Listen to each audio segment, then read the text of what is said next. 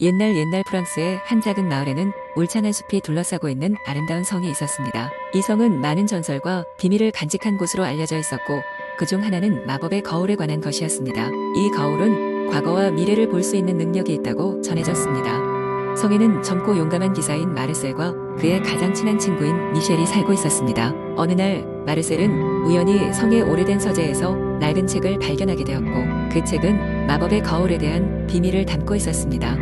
마르셀은 이 놀라운 발견을 미셸에게 이야기했고 둘은 곧바로 모험을 준비하기 시작했습니다. 두 친구는 동이 트기 전 이른 아침 숲속으로 떠났습니다. 그들은 성에서 가진 모든 지식을 동원하여 숲속 깊은 곳으로 나아갔고 라바린딘한 길을 헤매다가 드디어 전설 속 거울을 발견하게 됩니다. 거울은 빛나는 수정과 같은 표면을 가지고 있었으며 그 누구도 감히 모습을 볼 수 없는 신비로운 기운을 지니고 있었습니다. 마르셀과 미셸은 조심스럽게 거울 쪽으로 다가갔습니다. 거울에 비친 자신의 모습을 보는 순간 그들은 각자의 과거와 미래의 순간들을 마치 꿈처럼 그들 앞에 스쳐 지나가는 것을 보게 되었습니다. 마르셀은 자신의 어머니가 살았던 어린 시절의 아름다운 기억과 함께 미래에 그가 이룰 용감한 업적들을 보았습니다. 미셸은 자신의 소중한 사람들과 함께 보내는 따뜻한 시간들과 그가 쌓아갈 행복한 가정을 보았습니다. 그러나 거울은 그들에게 단지 행복한 미래만을 보여주지 않았습니다. 위험한 순간들과 극복해야 할 시련들도 나타났습니다. 두 친구는 각각 자신들의 도전 과제와 교훈을 배웠으며 이를 통해 더욱 단단해지고 성숙해졌습니다. 거울을 마주한 후 그들은 서로의 손을 잡고 숲속을 빠져나와 다시 성으로 돌아왔습니다. 그들은 이 경험을 통해 인생에서 무엇이 진정으로 중요한지를 깨달았고 서로에 대한 우정이 더욱 깊어졌습니다. 마르셀과 미셸은 그 후로도 많은 모험을 함께하며 마을 사람들에게 용기와 희망을 주는 전설적인 인물로 남게 되었습니다. 그리고 숲속의 마법 거울은 또 다른 날을 위해 다시 어딘가에 조용히 숨겨져 있었다고 합니다. 언제나 새로운 이야기를 기다리며 다른 용감한 영혼들이 자신들의 운명을 찾도록 도울 준비를 하고 있었습니다. 두 번째 이야기. 옛날 옛적 프랑스의 푸른 숲속 깊은 곳에 작은 마을이 있었습니다. 이 마을은 마법이 살아 숨쉬는 곳으로 주민들은 자연과 더불어 조화롭게 살아가고 있었습니다. 이 마을의 가장자리에는 오래된 나무가 한 그루 서 있었고 나무에는 특별한 전설이 있었습니다. 마을 사람들은 그 나무에 요정이 살고 있다고 믿었지요. 어느 날 마을의 작은 소녀 엘로디는 숲을 거닐다가 한참 동안 마법의 나무를 바라보았습니다. 그녀는 항상 그 나무가 궁금했지만 이것은 자신이 그 안에 무엇이 있는지 보고 싶다는 본능적인 충동을 억제할 수 없었습니다. 엘로디는 조금씩 나무에 다가가 손을 뻗었습니다. 그 순간 부드러운 바람이 불어오더니 나무가 휘청거렸고 그녀는 눈을 크게 뜨고 경이롭게 바라보았습니다. 마치 나무가 말을 걸듯 부드러운 목소리가 엘로디의 귀에 울려 퍼졌습니다. 안녕, 용감한 작은 소녀여. 나는 이 나무의 요정 올리비에라고 한다네. 자네의 순수한 마음이 나를 깨웠다네. 엘로디는 자기가 듣고 있는 것이 진짜인지 믿을 수가 없었습니다. 나무 요정과 겨우 몇 발짝 떨어진 거리에서 그녀는 긴장과 흥분 속에 떨었습니다. 안녕하세요, 올리비에님. 여기에 무슨 비밀이 있나요? 엘로디가 물었습니다. 올리비에는 나무의 가지를 살짝 흔들며 대답했습니다. 이 나무는 마법의 비밀을 간직하고 있다네. 사람들에게는 숨겨진 행복의 열쇠를 준다네. 자네에게도 보여주고 싶구만. 그 말에 엘로디의 눈은 빛났고 그녀는 고개를 끄덕이며 준비가 되어 있다는 것을 알렸습니다. 올리비에는 나무의 줄기를 조용히 흔들어 원래 보이지 않던 작은 문을 나타나게 했습니다. 엘로디는 그 문을 누가 제시하지 않은 것은 요정이 자신을 신뢰했기 때문이라는 것을 깨달았습니다. 문을 열자 바깥과 전혀 다른 세계가 모습을 드러냈습니다. 꽃들이 가득한 들판, 초록빛 나무들이 한눈에 들어왔고 공기에는 장미 향기가 맴돌았습니다. 엘로디는 놀라움에 말을 잇고 눈을 크게 뜨고 경탄했습니다. 이곳은 꿈이 실현되는 곳이요. 자신의 진정한 소망을 찾을 수 있다네. 올리비에가 설명했어요. 엘로디는 장미 향기에 감싸이며 한 걸음 한 걸음 꿈결 같은 풍경 속으로 걸어갔습니다. 이곳은 그녀의 상상력의 한계를 초월하는 세계였습니다. 그녀는 그러한 아름다움 속에 살아가며 사람들에게 진실된 행복을 전파해야 한다는 것을 깨달았습니다. 마법의 숲에서 길을 찾아 돌아온 엘로디는 더 이상 어린 소녀가 아니었습니다.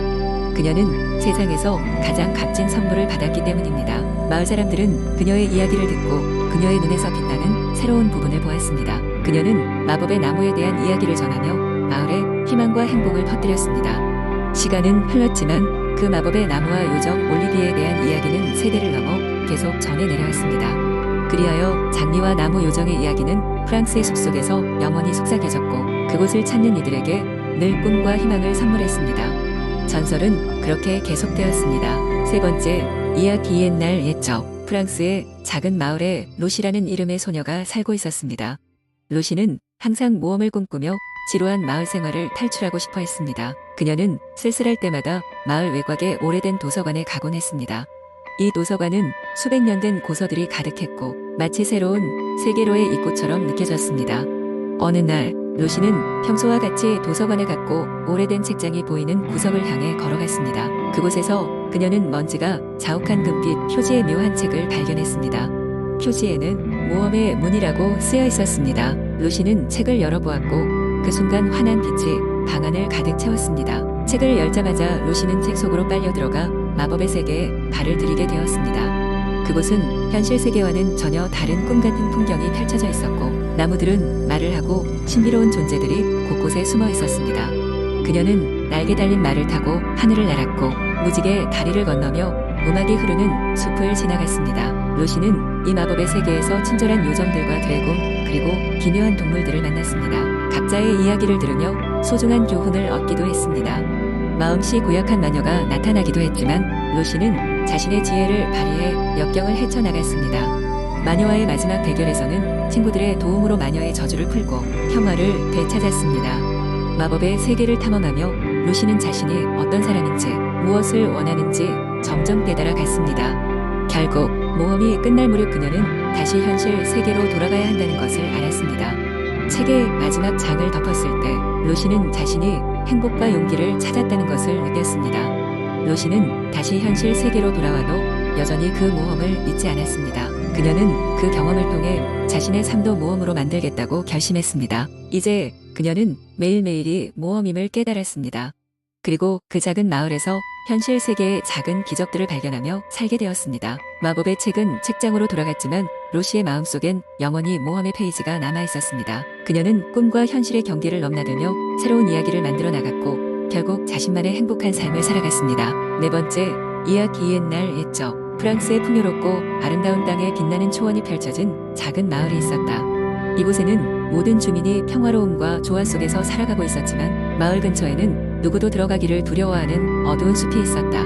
그 숲의 이름은 마법의 숲으로 안개가 자욱하고 영원히 밤이 지속될 것만 같은 기묘한 장소였다. 전설에 따르면 그 숲에는 마법의 생명체들이 살고 있으며 그들을 만난 자는 모두 행방불명이 되었다고 전해졌다. 어느 날 마을에 이상한 일이 벌어졌다. 마을의 유일한 강이 갑자기 마르기 시작한 것이다. 하루가 다르게 물이 줄어들자 사람들은 매우 걱정하게 되었다. 물이 없으면 농작물도 가축도 지킬 수 없었기 때문이다.